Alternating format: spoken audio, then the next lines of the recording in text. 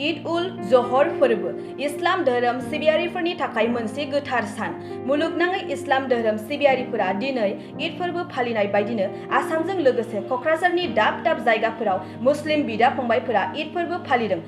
नाथाय बे बोसोरनि ईद फोरबो फालिनाया गुबुन रोखोमनि जादों मानोना सोलिफु कोविड-19 नि थाखाय सरकारा माखासे नेमखान्थिखौ खानानै होनायनि जाहोनाव बे खेबनि ईद फोरबोखौ गावबा गावनि न'आवनो फालिनो गोनां जादों। बेबायदिनो क'क्राझार सहरनि खोला फारसे साखाथियाव थानाय बरुवापारा खथामारिनि थागिबि सेलिम पाटगिरियाबो कोविड-19 नि नेमखान्थिखौ मानिनानै गावनि न'आवनो गोथार ईद फोरबोखौ फालियो। नखर बिगोमा बिथां सेलिम पाटगिरिया फोरमायदों दि दिनैनि बे गोथार ईद फोरबोनि समाव सुबुंथि हिसाबै थांना थानो हानाय कर'ना जिउसानिफ्राय साफ्रोमबो सुबुंफोरा जाहाथे बयबो रैखा मोननो हायो आरो समाजाव जाहाथे हिन्दु मुस्लिमनि फारागथि गैयाजासे गोजोनै सुखियै थानो हायो बेनि थाखाय आरनानाव आरज खालामदों होनना फोरमायथियो।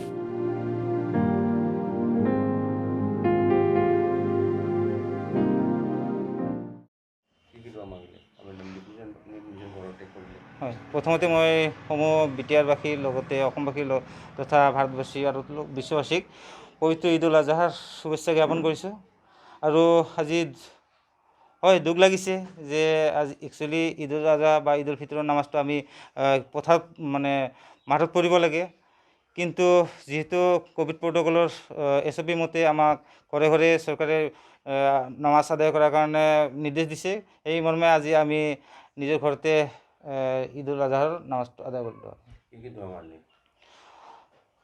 এতিয়া বিশ্বত ত্ৰাস সৃষ্টি কৰা কৰোনা মহামাৰীৰ কাৰণে আমি ভগৱান ওপৰৱালাৰ ওচৰত দোৱা কৰিলোঁ যাতে এই বেমাৰৰ পৰা আমি অনতিপলমে মুক্ত পাই বা এই বেমাৰ যাতে আমাৰ পৃথিৱীৰ পৰা নোহোৱা হৈ যায় তাৰ কাৰণে আমি বিশেষকৈ লগতে আমাৰ মানৱ জাতি যাতে শান্তিত থাকিব পাৰে, আমি যাতে ভাইচাৰা হিন্দু মুছলিম এইবিলাক নহয়, আমি মানৱ জাতি হিচাপত যাতে আমি পৃথিৱীত জীয়াই থাকিব পাৰোঁ তাৰ কাৰণে আমি দোৱা কৰিলোঁ।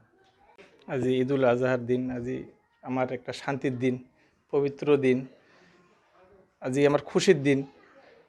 তো এই কোভিড-19 জন্য যেটা বেমার চলি আছে তার জন্যে আমি বাড়িতে নামাজ আদায় করিল ঈদ উল আজহার নামাজ। আর গোটায় দুনিয়ার জন্য যত মানুষ আছে হিন্দু মুসলমান সবার জন্য দোয়া করা হইল আল্লাহর ওসরত যেন আল্লাহ সবাকে বেমারের থাকি রক্ষা করে আর যত তাড়াতাড়ি বেমারটা মানে আমার দুনিয়ার থেকে যেন না হওয়া হয়ে যায় তার জন্য উপরওয়ালাটা প্রার্থনা করা হল নামাজ আদায় করার পর।